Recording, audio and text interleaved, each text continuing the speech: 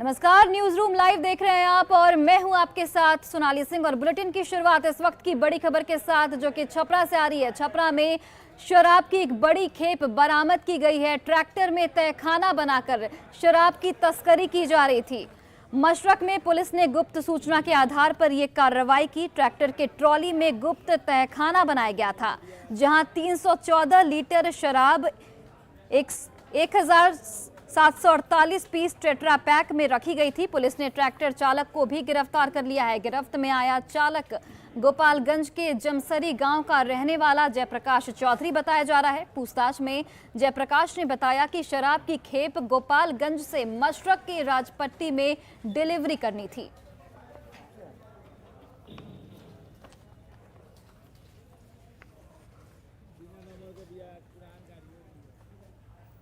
और इस वक्त की बड़ी खबर पटना से, जहां पर जूनियर डॉक्टरों की हड़ताल खत्म हो चुकी है। जूनियर डॉक्टर्स ने खुद न्यूज 18 पर इस बात का ऐलान किया है। आपको बता दें कि बुधवार से ही जूनियर डॉक्टर हड़ताल पर चले गए थे और इसे लेकर सभी स्वास्थ्य सुविधाएं बाधित हो गई थी। और आज न्यूज 18 पर इस बात का ऐलान किया है जूनियर डॉक्टर्स ने कि आज उनकी हड़ताल खत्म हो गई। आपको बता दें कि बुधवार से जूनियर डॉक्टर हड़ताल पर थे। स्वास्थ्य विभाग ने जूनियर डॉक्टर से वार्ता के लिए पहल की है और उन्हें उनकी हर मांगों को पूरा करने का आश्वासन भी दिया है। स्वास्थ्य विभाग से जुड़ी एक महत्वपूर्ण खबर यह है कि जो जूनियर डॉक्टर हैं उन्होंने अपने स्ट्राइक को कॉल ऑफ कर दिया है और पहले की तरह पीएमसीएच की अब वही तस्वीर, सुंदर तस्वीर, अब मरीज जो है वो अपने पंक्तिबद्ध होकर डॉक्टर से दिखाने के लिए खड़े हैं। ओपीडी चालू हो गया है। कल तक यह तस्वीर नहीं दिख रही थी और आज ओपीडी पूरी तरीके से चालू है। इमरजेंसी भी चालू है। मरीजों ने भारी राहत ली है। स्वास्थ्य विभाग के मंत्री से लेकर अधिकारियों ने राहत ली है। चूंकि कल तक यह तस्वीर नहीं दिख रही थी और जूनियर डॉक्टर स्ट्राइक पर थे, उनके अपने ग्रीवांसेस थे और जो उनकी प्रमुख मांग थी कि स्टाइपेंड को बढ़ाया जाए। स्टाइपेंड बढ़ाने की मांग थी आप लोगों की। जी, हम लोगों को बोला गया था 2017 में, जैसे आप यहाँ पे देख सकते हैं, हम लोगों को बोला गया था 1 अप्रैल 2017 में बोला गया था कि हर 3 साल पे आपकी सैलरी को बढ़ा दी जाएगी। आप देख सकते हैं यहाँ पे लिखा हुआ भी है। ये कब बढ़ाना था? 2020 तक। 2020 ही में बढ़नी थी, पर 2020 चली गई, 2021 आप जा चुकी है। अब 2022 में हम लोग अचानक से आप लोगों ने स्ट्राइक पर जाने का फैसला क्यों ले लिया था? हम लोग 2020 में भी स्ट्राइक किए थे, ठीक है। तो उस समय क्या हुआ कि पीजी लोगों की तो बढ़ी पर इंटर्न की नहीं बढ़ी। हम लोग को उस समय भी बोला गया था कि आप लोग की बढ़ जाएगी, पर बढ़ी नहीं। पर कोविड आ गया। कोविड में हम लोग को अच्छा नहीं लगा कि अभी मेन हम लोग को महामारी में सबके साथ देना है, ना कि अपने पैसे के लिए डिमांड पे लगना है। तो अभी में हम लोग दो कोविड फेज गुजर चुका है और अब हम लोगों को लगा कि नहीं, अब हम लोग को अपना मांग करना चाहिए, अपने हक के लिए लड़ना चाहिए। इसीलिए हम लोग दोबारा स्ट्राइक पे आए। आश्वासन मिला आप लोगों को? जी, अभी हम लोग को मिला गया है, बोला गया है कि आप लोग की जो भी डिमांड है पूरी की जाएगी। बस आप लोग अपने वर्क पे वापस जाइए। तो हम लोग आज से अपने काम पे वापस आ चुके हैं। सभी मेडिकल कॉलेज में? जी, सभी लोग सभी मेडिकल कॉलेज से कर रहे हैं और पीएमसीएच के जो भी है सब अपने अपने काम पे लगे हुए हैं। हम लोग कहीं पे कोई डिस्टर्बेंस नहीं कर रहे। सारी काम हो रही है, सारी ओपीडी ओपन है, सारी इमरजेंसी ओपन है। कल भी हम लोगों ने सिर्फ ओपीडी को बंद किया था, इमरजेंसी सेवा हमारी ओपन थी। ओपीडी में भी कोई सीरियस पेशेंट अगर आ रहे थे तो हम लोगों ने सर्जरी इमरजेंसी में देखा। सारा जो भी उनके ट्रीटमेंट थी की गई है। तो बस यही आपको यकीन है कि सरकार ने जो भरोसा दिलाया है इस बार आपकी मांग पूरी हो जाएगी? देखिए, हो तो जानी चाहिए। अगर नहीं हुई तो फिर हम लोग वापस आएंगे। हम लोगों को लगना पड़ेगा हक के लिए। मेरा नाम डॉक्टर रोहित हुआ। डॉक्टर रोहित इंटर्न है। उन्होंने कहा कि सरकार के भरोसे, स्वास्थ्य विभाग के अधिकारियों के भरोसे वो काम पर वापस लौट आए और पहले की तरह तस्वीर एक बार फिर से आपको हम दिखाना चाहेंगे। पीएमसीएच की वही तस्वीर, जो डिस्टर्बेंस क्रिएट किया गया था जूनियर डॉक्टरों की तरफ से, ओपीडी को बाधित किया गया था। अब डॉक्टर काम पर वापस लौट गए हैं जो इंटर्न है और अब पहले की तरह मरीजों ने राहत की सांस ली है। मरीजों के लिए एक बड़ी राहत की खबर है। एक पेशेंट, हम उनसे बात करने की कोशिश कर लेते हैं। कहाँ से आई हैं मैडम? कहाँ से आई हैं? मैं सोनपुर से आई हूँ। आपका ओपीडी का कागज कट गया है। कल तक परेशानी थी, डॉक्टर हड़ताल पर थे। आज कितनी राहत मिली आप लोगों को? मैं आज पहला बार आई हूँ। मैं जी, पहला बार आई हूँ आज मैं। आज पहली बार है। कल तक हड़ताल था यहाँ पे। आज कोई परेशानी भी हुई आप लोगों को? क्या नाम है? सीमा से। बिल्कुल, ये मरीजों के लिए भी राहत बड़ी खबर है। चूंकि परेशान थे वो, जो हड़ताल थी उसकी वजह से अब धीरे धीरे पीएमसीएच की व्यवस्था भी दूसरे मेडिकल कॉलेजों की तरफ पटरी पर लौटने लगी है और उम्मीद की जानी चाहिए कि डॉक्टर जो है अब पहले की तरह एक्टिव हो जाएंगे और इसका कहीं ना कहीं फायदा जो है वह मरीजों को मिलेगा। Sanjay Kumar, news 18, PMCH, Patna. और राजधानी पटना में डेंगू का प्रकोप धीरे धीरे दिखने लगा है। अगर बात पटना के पीएमसीएच अस्पताल की करें तो वहां एक दिन में डेंगू से पीड़ित 20 से ज्यादा मरीज भर्ती हुए हैं। आपको बता दें कि पीएमसीएच में इस सीजन में डेंगू के सबसे अधिक 20 मरीज को एक दिन में भर्ती किया गया है। इस बीमारी के बढ़ते प्रकोप को देखते हुए स्वास्थ्य विभाग की ओर से शहर के सभी अस्पतालों और पीएचसी में डेंगू मरीजों की अधिक से अधिक जांच, पहचान और भर्ती करने के निर्देश जारी किए गए हैं। साथ ही इस बीमारी में प्लेटलेट्स की आवश्यकता भी होती है, लिहाजा सभी ब्लड बैंकों में प्लेटलेट्स की व्यवस्था बड़े पैमाने पर करने का निर्देश सिविल सर्जन के स्तर पर भी जारी किया गया है। डेंगू के बढ़ते प्रकोप का जायजा लिया हमारे सहयोगी संजय कुमार ने।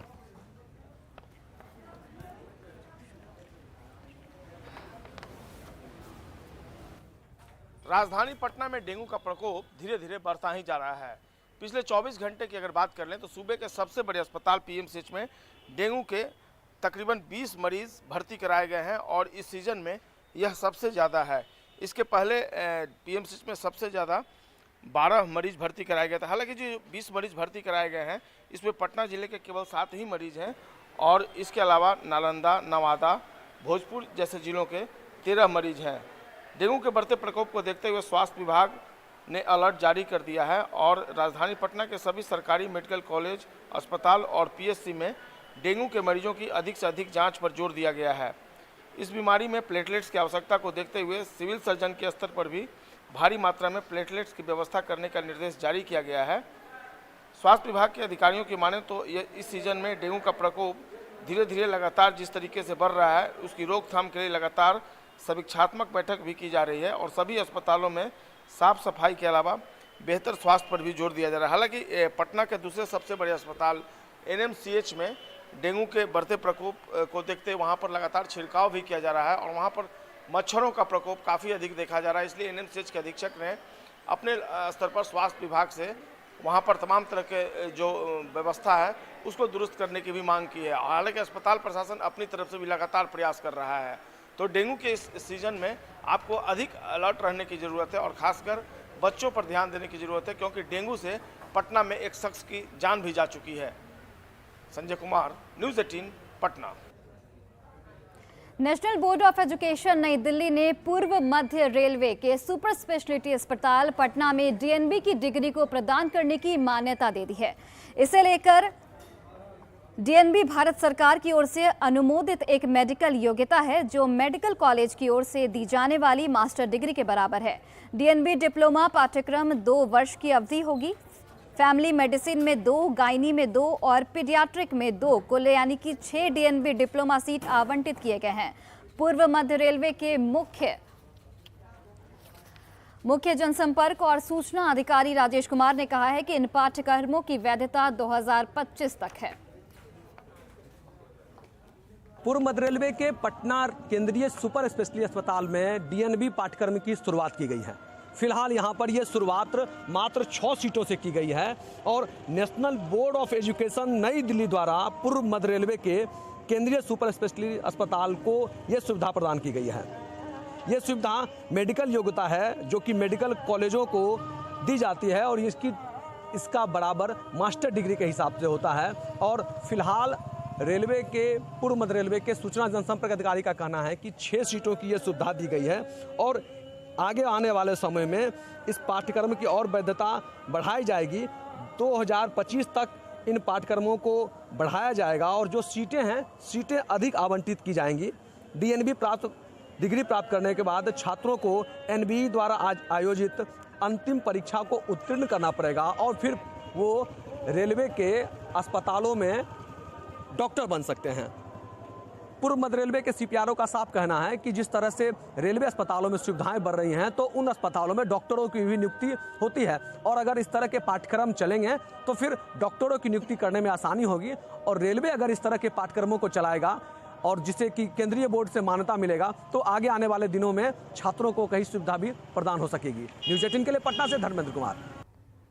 और अब बात बिहार में बदलते मौसम के मिजाज की। बिहार में इन दिनों मौसम का बदलाव साफ तौर पर देखा जा रहा है। सुबह और रात को हल्की ठंड लोग अब महसूस कर रहे हैं। दरअसल ये सब पश्चिमी हवा के प्रभाव की वजह से हुआ है। प्रदेश के पश्चिमी और उत्तर पश्चिमी नमी युक्त हवा लगातार बह रही है, जिसके कारण मौसम में ये परिवर्तन आया है। दिन को अगर छोड़ दें तो रात में तापमान में गिरावट आने लगी है। अगले 31 अक्टूबर तक इस तरह की स्थिति बने रहने का अनुमान है। पटना के मौसम विज्ञान केंद्र से इस बारे में अधिक जानकारी दे रहे हैं सहयोगी संजय कुमार। बिहार में मौसम का मिजाज तेजी से बदल रहा है। अब सुबह और रात में हल्की ठंड महसूस की जाने लगी है। दरअसल जिस तरीके से पश्चिमी हवा का प्रभाव दिखा है, उसके कारण तापमान में गिरावट आई है। मौसम वैज्ञानिकों की माने तो कुल मिलाकर बिहार में मौसम जो है वो शुष्क रहेगा, लेकिन दिन और रात के तापमान में गिरावट लगातार अब धीरे धीरे आने लगेगी। कुल मिलाकर अगर अगले 31 अक्टूबर तक बात की जाए तो मौसम शुष्क रहेगा। रात के तापमान में 2 डिग्री की गिरावट जो है वह महसूस की जाएगी। और हृदय और खासकर जो ब्लड प्रेशर के मरीज हैं, उनको अपने स्वास्थ्य पर ध्यान रखना होगा। मौसम में बदलते बदलाव के कारण स्वास्थ्य संबंधी जो समस्या है वह भी उत्पन्न हो सकती है। मौसम विभाग के अनुसार राज्य भर में अभी शुष्क रहेगा मौसम। कहीं से भी किसी तरह के परिवर्तन की कोई स्थिति फिलहाल बनती नहीं दिख रही है। मौसम विभाग के वैज्ञानिकों की माने तो रबी फसल जैसे दाल, गेहूं, सरसों जैसी फसलों के लिए अब खेती जो है वो शुरू की जा सकती है। साथ ही अल्प अवधि के लिए ही तोरी, आलू, सूरजमुखी और सब्जियों की बुआई भी की जा सकती है। पशुओं को सूखे जगह पर रहने के लिए उन्हें कृमिनाशक दवाएं जो हैं वो दी जा सकती है। साथ ही सलाह दी गई है मौसम वैज्ञानिकों की तरफ कि सुबह और शाम पशुओं के लिए आहार के साथ उन्हें 1 चम्मच नमक भी खिलाया जा सकता है। तो कुल मिलाकर अगर मौसम की बात की जाए तो मौसम अब सुबह से ही अगर बात कर लें पटना की, तो मौसम जो है काफ़ी तल्ख धूप सुबह से ही काफ़ी तेज़ है। हालांकि सुबह में हल्की ठंड भी महसूस की जा रही है और 31 अक्टूबर तक धीरे धीरे मौसम जो है इसी तरीके से तेज़ी से परिवर्तित होता रहेगा। उसके बाद लोग नवंबर के महीने से ठंड महसूस करने लगेंगे, भले ही वो हल्की ठंड हो। संजय कुमार, न्यूज़ 18 पटना। और इस वक्त की बड़ी खबर सहरसा से, जहां वाहन चालक को गोली मारी गई है। लूट के दौरान अपराधियों ने इस वारदात को अंजाम दिया है। तो सहरसा से आपको बड़ी खबर बता रहे हैं, जहां पर वाहन चालक को गोली मारी गई। लूट के दौरान गोली मारने की वारदात को अंजाम दिया गया। अस्पताल में फिलहाल चालक का इलाज जारी है।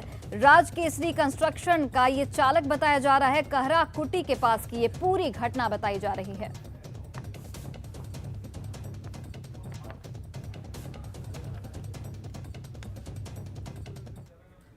वहीं दरभंगा में बीच सड़क पर एक युवक के शराब पीने का वीडियो वायरल हो रहा है। हालांकि न्यूज़ 18 इस वायरल वीडियो की पुष्टि नहीं करता। ये वीडियो पटेल चौक का बताया जा रहा है, जहां पर एक शख्स खुलेआम नेपाल में बनी शराब का सेवन कर रहा है।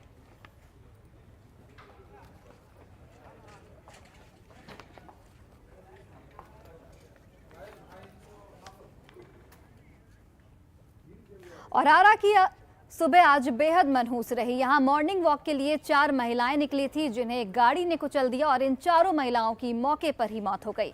आपको बता दें कि अहले सुबह भीषण सड़क हादसे में 4 महिलाओं की दर्दनाक मौत हो गई है। घटना पिरोबिया पथ पर देवचंदा मार्ग की बताई जा रही है।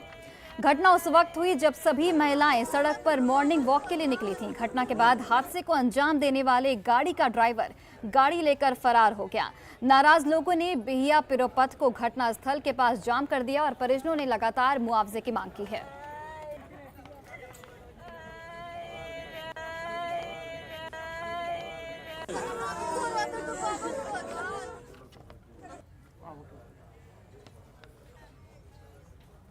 वही देखिए, सीतामढ़ी के पुपरी अनुमंडल की अगर बात की जाए तो वहां पर ग्रामीणों का रहना बेहद मुश्किल है। सड़क नहीं होने की वजह से ग्रामीण कमर भर पानी में आने जाने को विवश है। आपको बता दें कि इस मौसम में भी बेलमोहन गांव जाने के लिए कमर भर पानी से होकर यहां पर ग्रामीणों को आना जाना करना पड़ता है। यहां सड़क नहीं है, लोग किसी तरह से पानी को पार कर गांव जाते हैं। लोगों को इस दौरान बेहद परेशानियों का सामना करना पड़ता है।